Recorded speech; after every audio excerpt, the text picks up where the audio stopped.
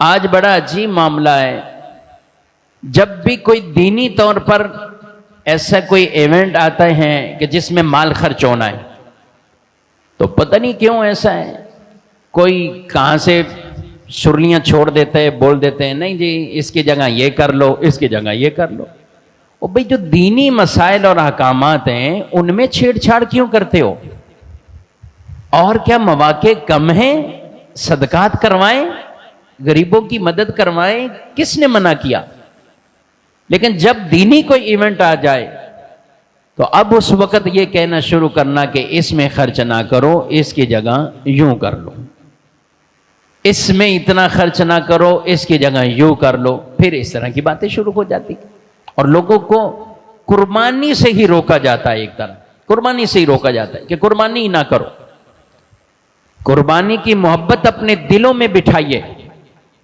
میرے آقا صلی اللہ تعالی علیہ وسلم تو جو ہر سال قربانی فرمایا کرتے تھے، پھر یہ حضور علیہ السلام کی خصوصیت ہے کہ ایک قربانی آپ پوری امت کی طرف سے فرما دیا کرتے تھے، ایک قربانی امت سے بھی کر دیتے۔ آج امتی کو طاقت ہے، نبی صلی اللہ علیہ وسلم کے نام پہ کریں، آپ بھی کریں حضور علیہ السلام کے نام پہ۔ تو قربانی ہو یا حج ہو، اب دیکھیں ایک خاص طبقہ ہوتا ہے جو خاص ایشوز پر لوگوں کو بدزن کر رہا ہوتا ہے اور دینی معاملات سے بدزن کر رہا ہوتا ہے۔ اچھا، جو دین سے پہلے سے اتنے متعلق ہوتے ہیں ان کو اثر نہیں پڑتا، لیکن نوجوان بچیوں کو، ایسی نسلوں کو، ہاں یار یہ بات صحیح ہے، لاجیکل صحیح ہے، یہ ہونا چاہیے۔ اچھا، آج آپ یہ مانیں، کل کو آپ کے یہ حج بھی مائنس کرا دیں گے، آپ کے مسجد مدرسے بنانا بھی مائنس کرا دیں گے، آپ کے یہ تو خاص کام ہی اسی پر کر رہے ہیں کہ مسلمانوں کو دینی چیزوں سے کسی طرح دور کر دیا جائے، کیونکہ یہ کام عام مسلمانوں کے خرچ سے ہوتے ہیں۔ یہ کوئی خاص طور پر کہیں سے فنڈ آ گیا یا کوئی سرکاری طور پر ایسا نہیں ہوتا۔ مساجدیں سب ہیں تو مساجد کون چلاتے ہیں؟ عام مسلمان چلاتے ہیں، انہی کے تعاون سے مسجدیں بنتی ہیں، انہی کے تعاون سے مسجدیں چل رہی ہیں۔ تو جب انہی کے دلوں میں ڈالا جائے گا کہ مسجدیں مائنس کر دو، انہی کے دلوں میں ڈالا جائے کہ یہ کام مائنس کر دو، انہی کے دلوں میں ڈالا جائے حج یہ مائنس کر دو، انہی کے دلوں میں ڈالا جائے قربانیاں مائنس کر دو، تو پھر آپ نے اپنا پیسہ خرچ کہاں کرنا ہے وہ آپ بتا دیجیے گا۔ تو اس لیے ان باتوں میں کبھی بھی نہیں آنا چاہیے جو آپ کو اللہ کی راہ میں خرچ کرنے، اور جہاں اللہ اور اس کے رسول کا حکم ہے۔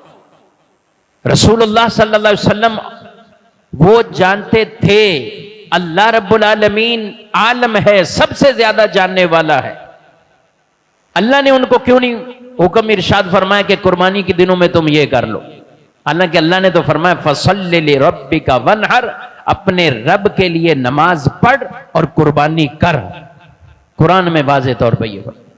اللہ نے تو یہ فرمایا ہے ہر امت کے لیے ہم نے قربانی کو رکھا ہے، جو ہم نے انہیں رزق دیا جانوروں میں سے اللہ کا نام لے ذبح کرے۔ اس وقت تو مدینہ منورہ میں بھی بہت زیادہ غربت تھی، ایسا نہیں تھا کہ ہر طرف خوشحالی خوشحالی تھی، نہیں، غربت میں تھے، آزمائش میں تھے،